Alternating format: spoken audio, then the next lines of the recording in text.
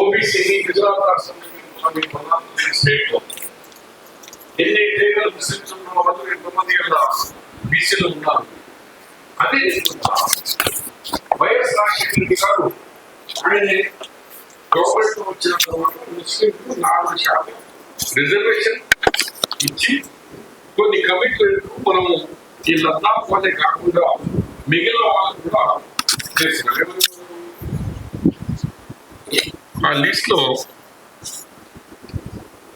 అచ్చకోలు, అతర్ సాహెబ్, ధోబి, చాకలి, grand గారోడి ముస్లిం అంటే పాములు కానీ లేకుంటే కోతులను ఆడపేర్చే గోసంగి ముస్లిం, గుడ్డి అంటే ఎలుగుబండను ఆడిపించే వాళ్ళు ముస్లిమ్స్, హజ్జాం, లబ్బి అంటే స్కిన్ మర్చెంట్, పొక్కెరా, ఇవన్నీ 14 మంది కులాలకు మళ్ళీ మనం బీసీ ఈ కేటగిరీలో కలిపినాం.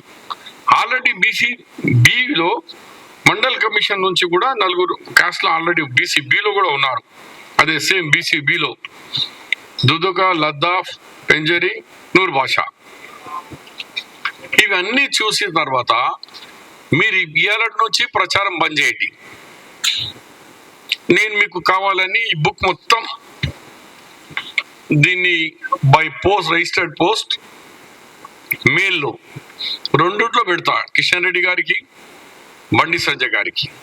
ఈ బుక్ ఈజ్ డాక్యుమెంట్, నాదే రాసింది కాదు, అన్ని commission report, mandal commission, Muralidhar commission, central BC commission, వీళ్ళ రిపోర్ట్ మీకు ఇచ్చినాక ఇక నోరు మూసేయండి. హిందూ ముస్లిం అని బంద్ చేయండి.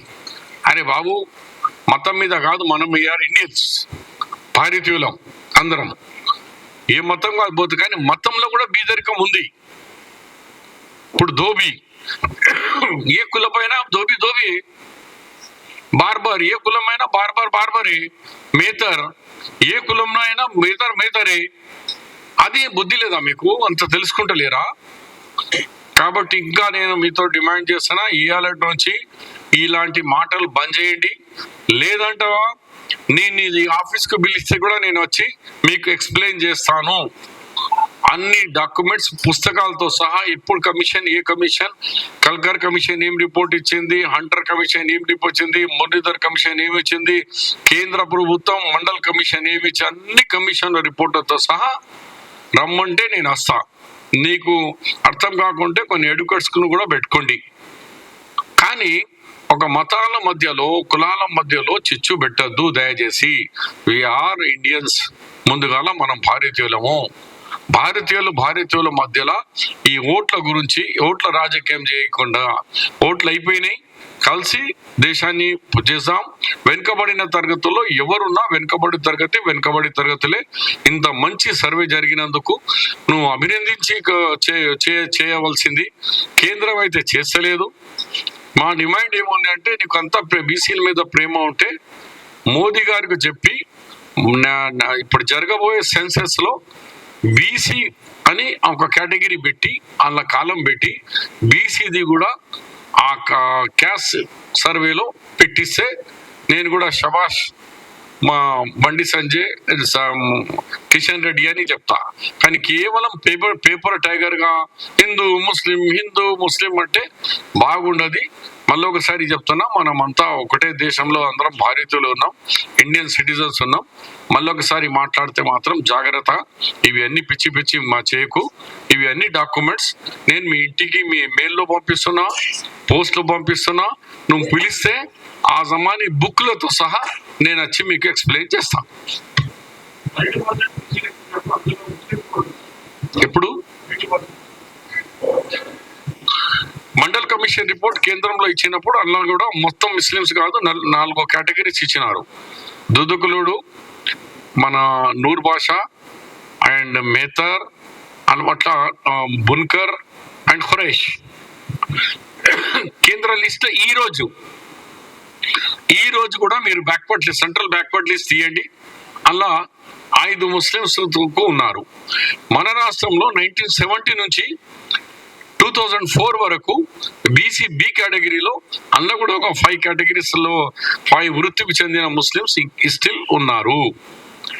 రాజశేఖర రెడ్డి గారు కాంగ్రెస్ గవర్నమెంట్ లో మేమున్నప్పుడు 2004లో అడిషనల్ 14 కమ్యూనిటీస్ కు మళ్ళీగా ఆ క్యాస్ట్ వృత్తిపరంగా వాళ్ళను కలిపినాము. బీసీలో కుల వివక్ష ఉంది కాబట్టి బీసీలో రిజర్వేషన్ ఇచ్చే బాధ్యత ముస్లింలలో కుల వ్యవస్థ లేదు. కుల వ్యవస్థలో ముస్లిం సమాజం ఒప్పుకుంటుందా బీజేపీ ప్రశ్నిస్తుంది. డెఫినెట్ గా ఇప్పుడు వాషర్మెన్ ఉన్నాడు, ఇప్పుడే నేను చెప్పిన మదారి వాళ్ళు పాములను కోతులను ఆడిపించే వాళ్ళే లగ్గాలు చేసుకుంటున్నారు, పాములోకి చేసుకుంటున్నారు. అలాగే వృత్తిపరంగా మన వాషర్మెన్ ఉన్నారు, వాళ్ళే చూసుకుంటున్నారు. హజ్జాం ఉన్నాడు, బార్బరే చూసుకుంటున్నాడు. స్కిన్ మర్చెంట్, స్కిన్ వాళ్ళే చూసుకుంటున్నారు. ఎందుకు లేదు కుల వ్యవస్థ? స్కిన్ వాడు రాసుకుంటాడు.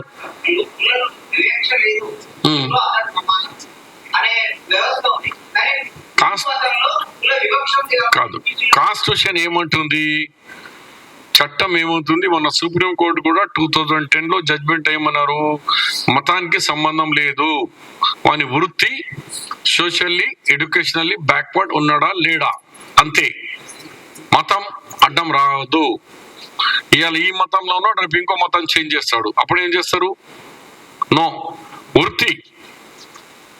అది సుప్రీంకోర్టు, అది కూడా కాన్స్టిట్యూషన్ 5 జడ్జెస్ ఇచ్చారు, 3 జడ్జెస్ ఇచ్చిన జడ్జిమెంట్. అది కాన్స్టిట్యూషన్ చెప్తుంది, సుప్రీంకోర్టు చెప్పింది, ఆల్ కమిషన్లు చెప్పినారు.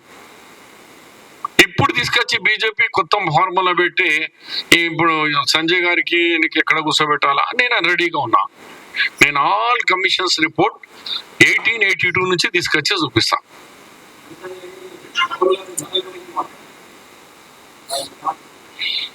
రాహుల్ గాంధీ గారి కుటుంబము మతంతో మాట్లాడతాని నిన్న మొన్న వచ్చినవాడు చెప్తే ఎట్లనయా సంజయ్ గారు?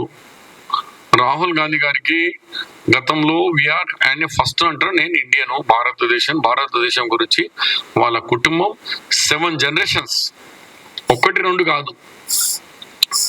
మోదీ గారి ఏ జనరేషన్ తెలియదు, కానీ ఆయన తాత ముత్తాతల నుంచి ఫ్రీడమ్ ఫైటర్లు. మోతీలాల్ నెహ్రూ ముందు నుంచి మోతీలాల్ తండ్రి మోతీలాల్ గారు, నెహ్రూ తర్వాత ఇందిరాగాంధీ రాజీవ్ గాంధీ, రాహుల్ గాంధీ గారు.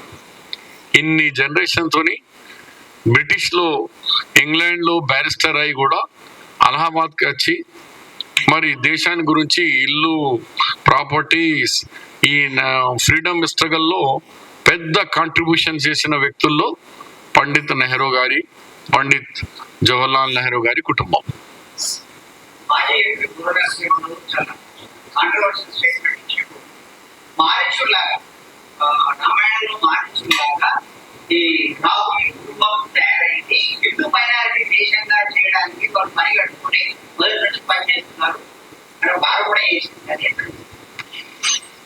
ఆయన ఒక యువజన కాంగ్రెస్ నుంచి ముందుగా జీవితం స్టార్ట్ అయింది.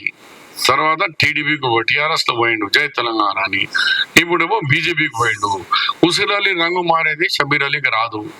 మేము జీవితంలో పుట్టినప్పటి నుంచి కాంగ్రెస్ ఉన్నా, సచ్చే వరకు కాంగ్రెస్ లో ఉంటా. మేము మా సిద్ధాంతాలు ఒకటే, కానీ గంటకు పూటకు పార్టీ మాటే వాళ్ళకు నేను సమాధానం ఇవ్వాలి.